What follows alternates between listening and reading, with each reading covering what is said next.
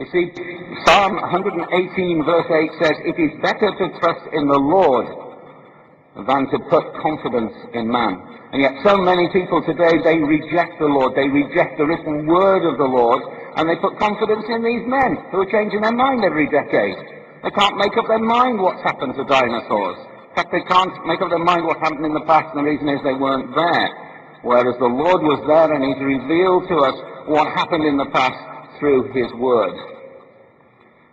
Well, what about this idea of dinosaurs to birds? I love this one, and we can make some wonderful cartoons about this, can't we?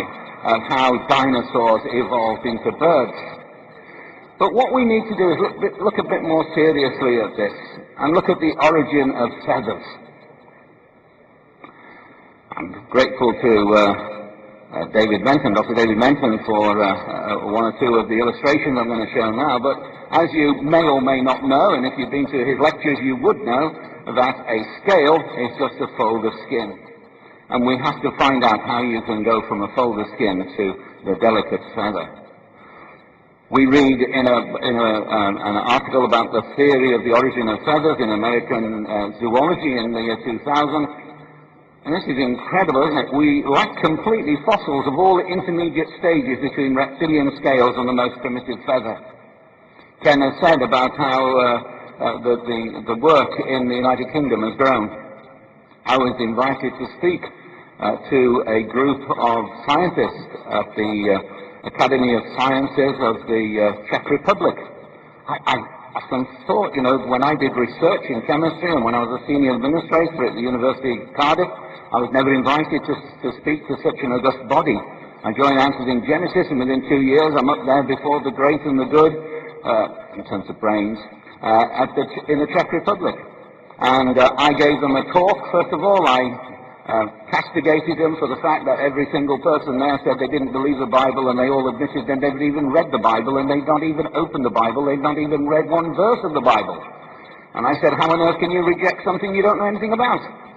I then said to them, if I came here and started to talk about evolution, and I said to you, I'm sorry, I've never read a book about evolution, but I don't believe it, I said you would throw me out. So I challenged them to read the Bible, because that's what happened to me, That's how I became a Christian. I was challenged to read the Bible. I was challenged to study the Bible, and I did so. And after a few months, I came to the conclusion that you could trust the Bible. I came to the conclusion that Jesus was the Son of God. I came to the conclusion that there was a God. And then I went to church, and I got convicted of my sins. And I repented of my sins and became a Christian. I've been brought up to be an atheist. And as you can tell, my parents failed miserably in that respect. And I thank the Lord for that. At this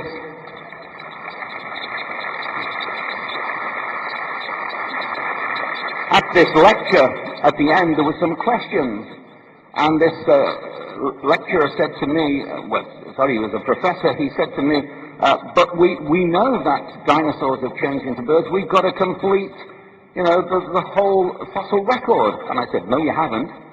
And he said, he said, everybody knows that dinosaurs have changed into birds. And I said, well, where do you get the new genetic information from? This was a professor of biology, and he turned around to me and he said, oh, don't ask me about questions like that. I don't know. So let's have a look at the anatomy of a feather. And it is incredibly complicated. I am particularly interested in the little hooks which you find at the end of the anterior barbules in this area.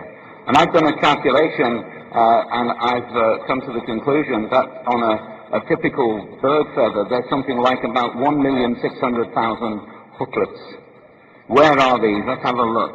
Well, there in the center you can see the ratchets, and coming out you can see the barbs and the barbules coming off the barbs.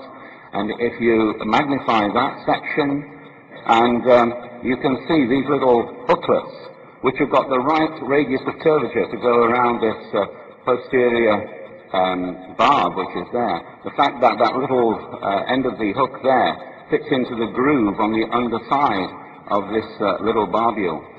And I just find this absolutely incredible.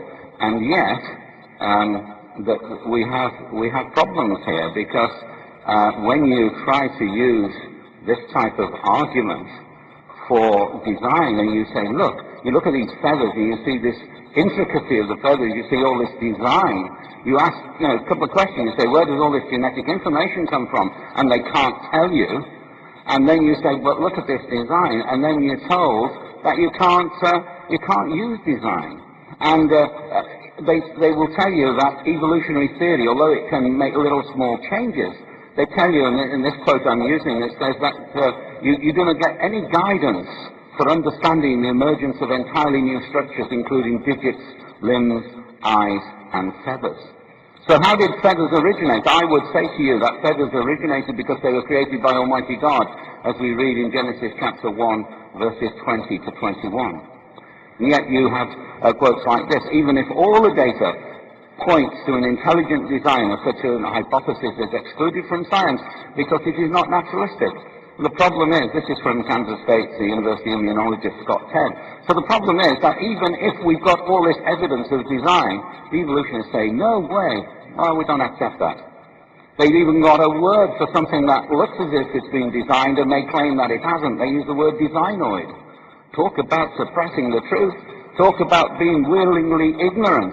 Talk about saying, no, I can't see design.